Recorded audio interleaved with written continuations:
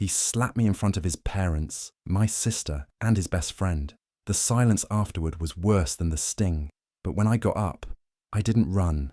I smiled. Please stay with me as I tell you my story. And please do not forget to support our channel by subscribing, liking, and sharing with your loved ones. The dining room smelled like roasted duck and overpriced perfume. Crystal glasses shimmered under dim lighting. It was our 3rd wedding anniversary, and everything about the evening screamed performance. His parents had flown in. My sister drove 2 hours to be there, and his best friend, drunk on his 6th glass of wine, was laughing too loudly at things that weren't funny. And him, he sat at the head of the table like some smug king, throwing smiles that didn't reach his eyes. He toasted to 3 years of learning, growth, and patience, and I raised my glass with the kind of practiced grin that makes your cheeks hurt. Under the table, my nails dug into my palm. My heart didn't race. It ticked, controlled, measured. I was counting. Everything he said that night had a barb underneath. She's not much of a cook, but she tries, he said when his mother complimented the wine selection. She still doesn't get how my job works, bless her, when his father asked about our finances. Every jab came with a smile. No one blinked. No one defended me. And I didn't flinch. Then it happened. A small disagreement over the check. I told the waiter to charge it to my card. He said no. I insisted. He laughed, mocking. You don't even know how much is in your account. I told him I did. He stood. I stood too. He slapped me. It wasn't cinematic. It wasn't loud. It was sharp, sudden, and surgical. My head turned with the force, and my hair whipped across my face. For a second, the room froze like a photograph. No gasps, no screams, just the clinking of a spoon someone dropped. His mother stared at her plate. My sister's face went pale but motionless. His best friend wiped his mouth with a napkin, as if bored. And me?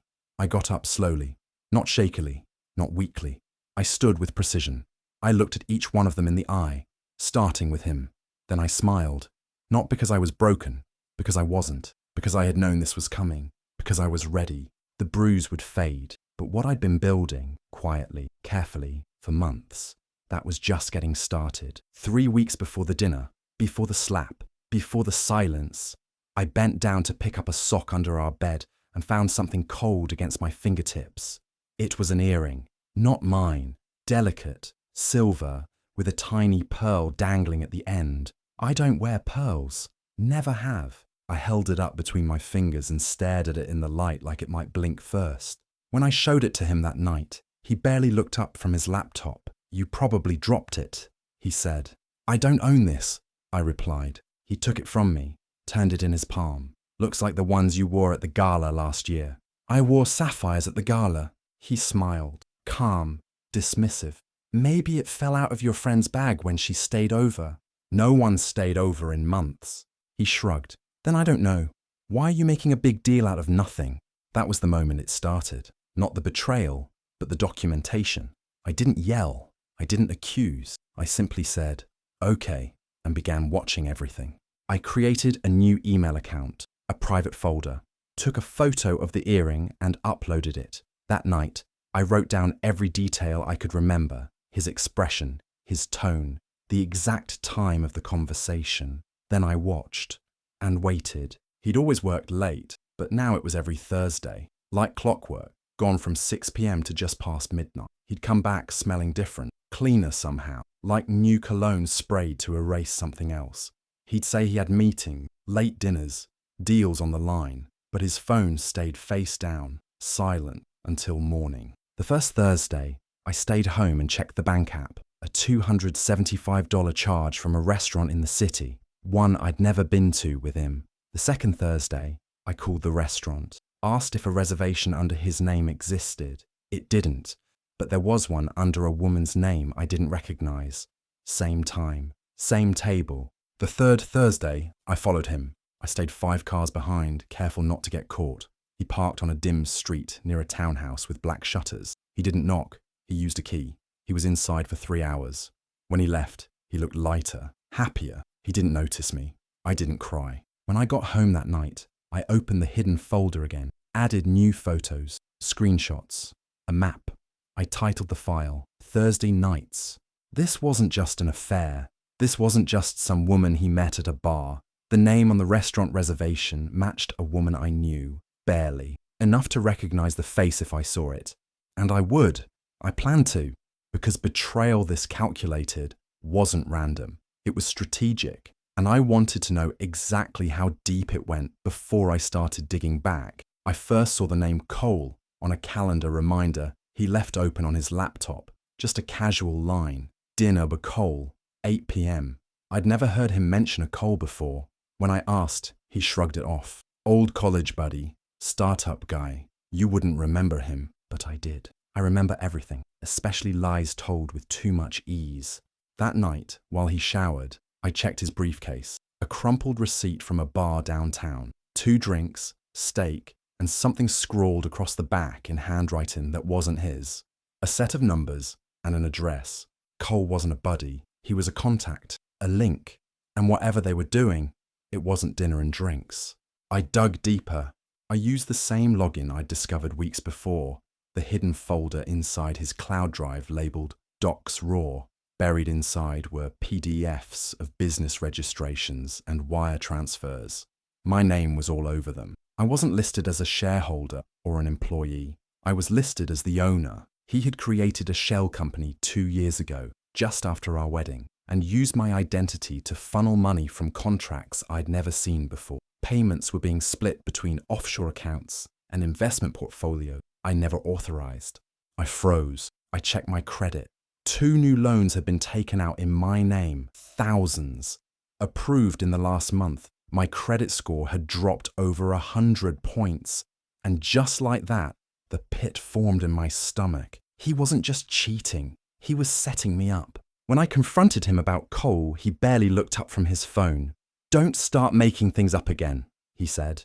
I smiled. "Right, I must be imagining it all," I replied. But I already knew what he was doing. He was planning to leave me holding the bag, financially ruined, legally compromised. All the paperwork pointed to me.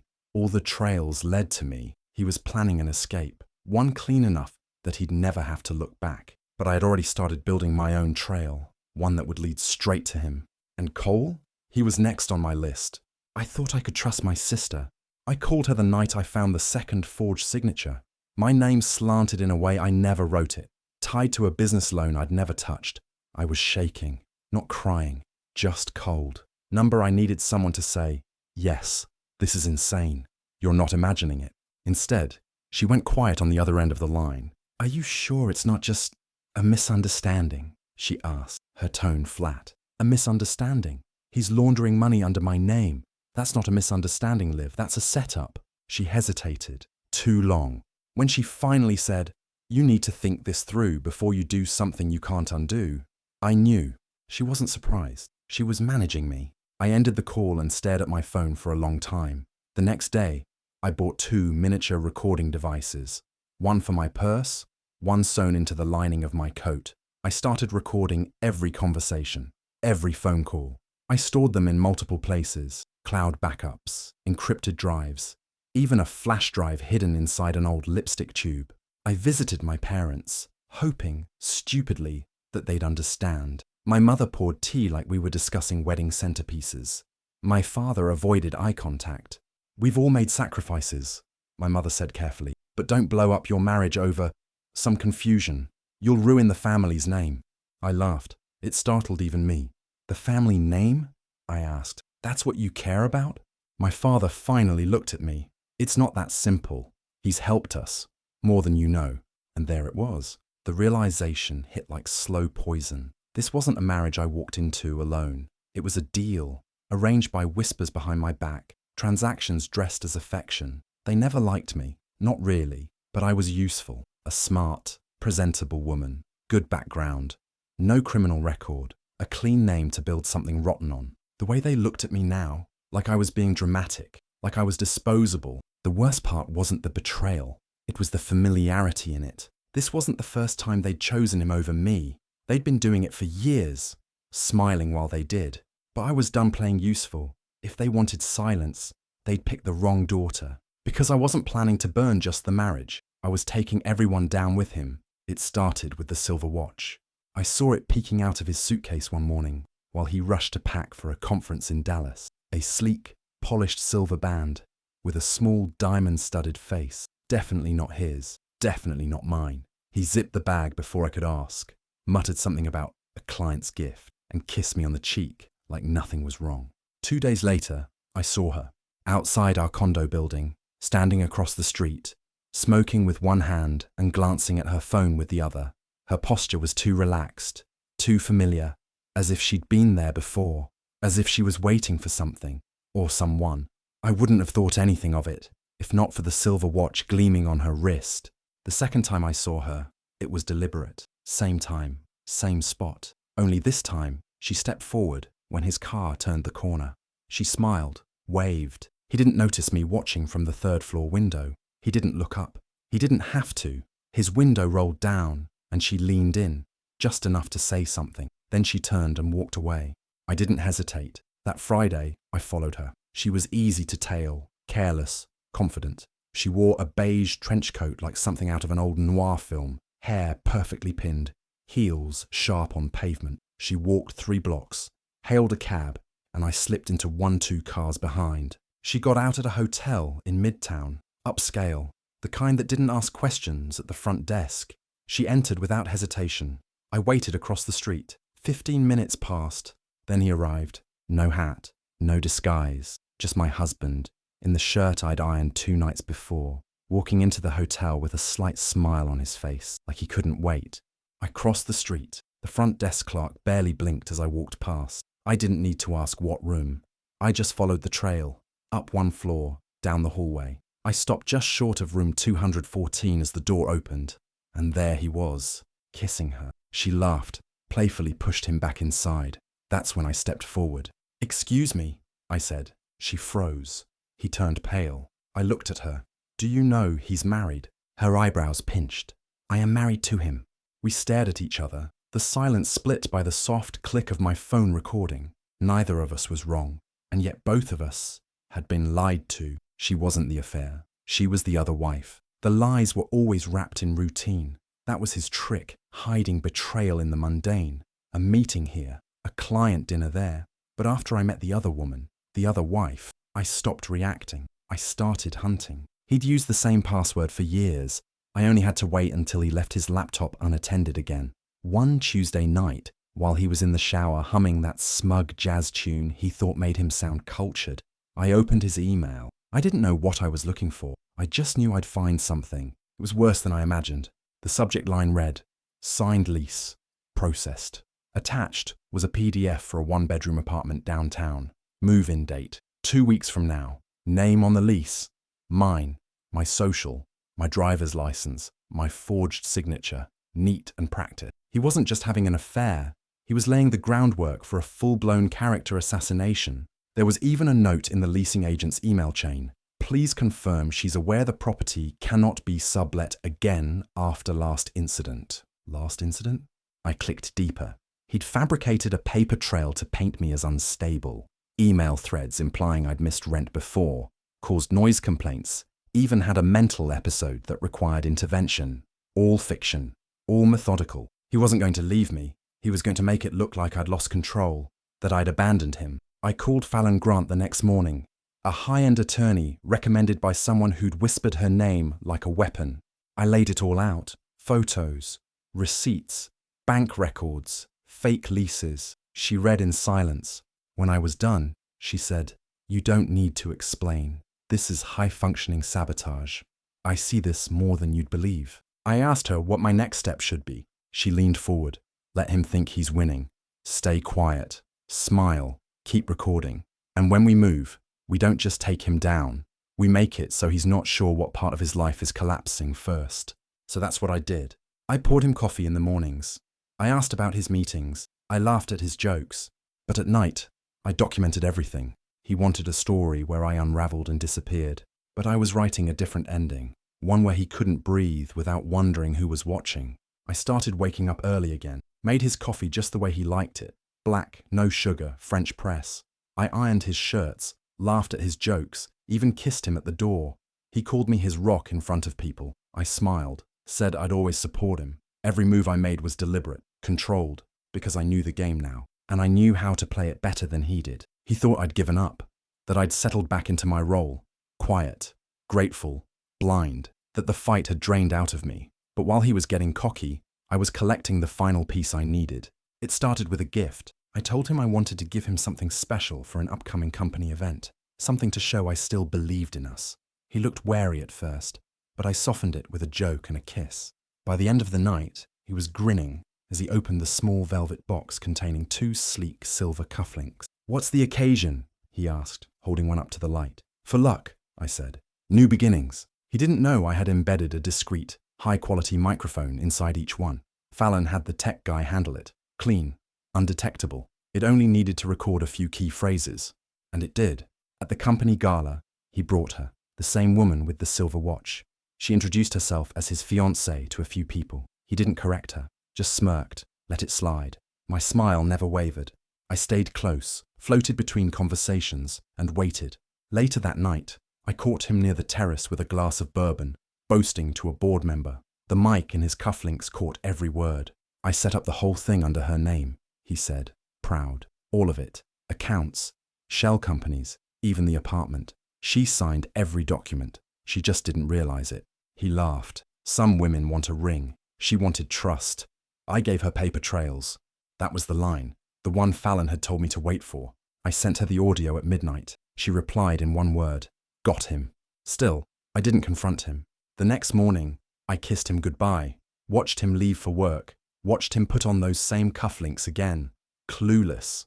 He thought he was playing checkers, but I was already 5 moves from checkmate. The anniversary dinner looked the same as it did every year. White linen tablecloths, champagne bubbling in flutes, polished silverware reflecting flickering candlelight. His parents dressed in muted tones, my sister in something too expensive for the occasion. They all played their parts well. So did I. I wore a soft navy dress, understated jewelry, and a smile that didn't touch my eyes.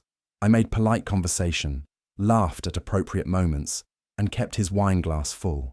I even toasted him. "To 3 years of partnership," I said, and everyone clinked glasses. But I had arrived 2 hours early to prepare. Tiny cameras, no larger than shirt buttons, were carefully placed. One on a lamp, one tucked into a floral arrangement, and one stitched into the lining of my handbag. Hidden microphones, already activated, were scattered throughout the room. The cufflinks were back on his wrists. Everything was in place. As the night wore on, he grew louder, arrogant, the kind of confidence that only comes from thinking you've won. He poked at me with passive-aggressive comments, testing how far he could push. He mentioned the apartment lease like a joke, called me a little emotional lately in front of everyone. I watched the minutes tick closer to 9 p.m. Then it happened, just as I knew it would. He leaned in close and whispered something cruel enough to earn a reaction. I turned away, silent. He grabbed my wrist. I pulled back. He slapped me. Gasps echoed this time. Silverware clattered. Chairs scraped the floor. I didn't flinch. I stood up slowly, calm, composed. I looked at him first, then at his mother, my sister, his best friend, each one of them in turn. None of them spoke. None of them moved. They didn't know that every second of it had been recorded. Every insult, every gesture, every silence. Evidence. At 9:02 p.m., Fallon hit send on the lawsuit filings. Fraud, abuse, identity theft, financial misconduct. I didn't say a word.